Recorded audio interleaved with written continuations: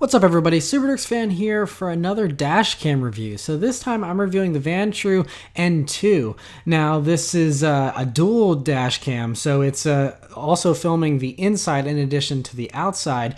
And so it's a pretty cool idea. I've never seen a dash cam like this before, and so I was curious to try it out and see how it does.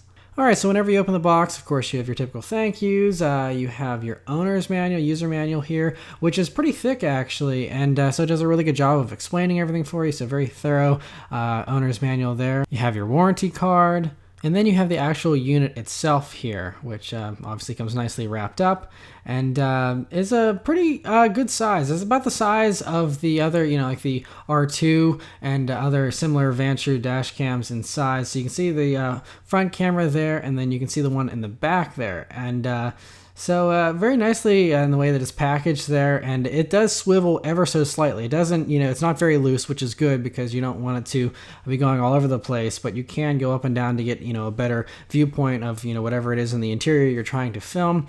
And I'll show you how that looks here in a little bit, but it's nice. It does split the files into two separate files, one for the inside, one for the outside. Now the interior part of the dash cam, it only films in 720p versus 1080p HDR for the main camera there to film the outside. But that, the two ends of it, and the other end I first showed is the one where you pop in the micro SD card and hook everything up. This is the power cable that comes with it, of course, to plug it into your cigarette lighter, and I love how Vantrue has that little swivel away USB port there so you don't lose that power outlet. And then there's the plug to plug it into the dash cam.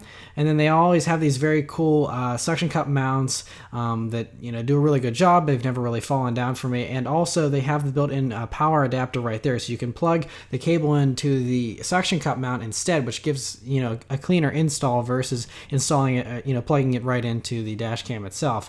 And there's a few buttons on the bottom there to go through the menus and whatnot, which are very easy to navigate and very straightforward. So let's just go out onto the road here and show you how it looks whenever you're driving. And it does a pretty good job, but honestly I'm a little surprised. I think it's taken a step backwards in video quality over the previous Vantrue dash cams that I've reviewed in the past, such as the R2 and the N1 that I reviewed most recently, and that's the one that's about the size of a GoPro and also has better video quality I think than this one does. So I mean, it does a pretty good job. It's just a little bit of a blur and a little bit out of focus with everything, but everything's still very clear and easy to read. You can read license plates very well, with cars that are passing by, and it does a good job of keeping the contrast and everything just right so that it's not overexposed or underexposed, and so it does a really good job with all that kind of stuff. I do like, it's obviously perfectly fine I think for doing what it needs to do, but compared to the previous ones it's not quite as good. So for example here, this is the N1, and you can see just how crisper and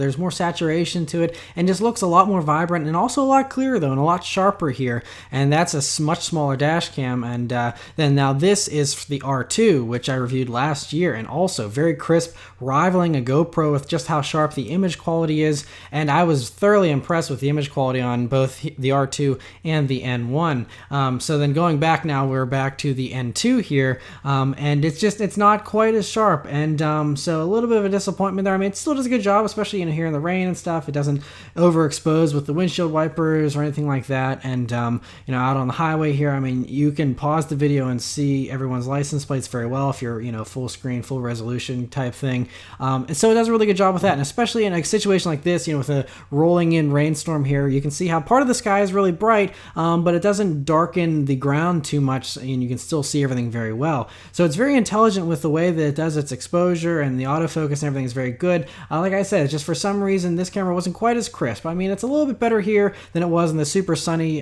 shots, but still just, I think a little bit of a step behind the previous ones. And here's the interior part. Now, like I said, it's the 720p. I blew it up to fit the 1080p screen here, but mine had some kind of weird ghosting kind of going on there for the passenger side, and other reviews of this camera that I've seen don't have this, so I think it was just my unit that must have had a little bit of a manufacturing defect. But you can see everything going on behind you a little bit, but honestly, it's too overexposed here, at least in the circumstances that I filmed this in, for it to be very clear. You can't really see what cars are doing around you a whole lot aside from unless they're right up next to you. So I mean, it's better than nothing, I suppose, but I think there's definitely some improvement to be done on that, at least on very sunny days like this, where, you know, we're obviously in very good focus, me and my wife there, but as far as the rest of the surroundings and stuff go, it's a little hard to see. So it's a cool idea, and you know, one other cool idea, this one has, I think they've perfected the parking mode in this. It seemed to work better than it has in the previous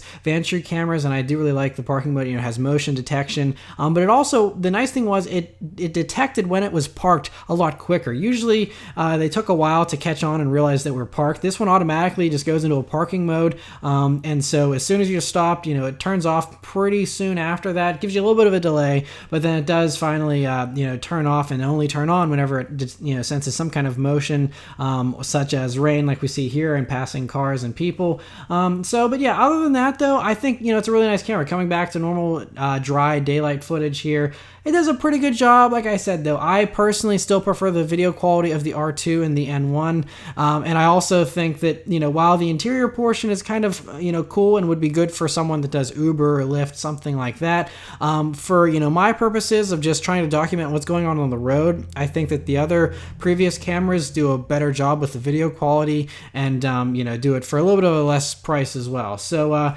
overall, those are all my thoughts on the N2 here. So let me know what your thoughts are on it. And thanks to Vantrue for sending me the camera. And thank you guys for watching. I'll see you next time. Take care.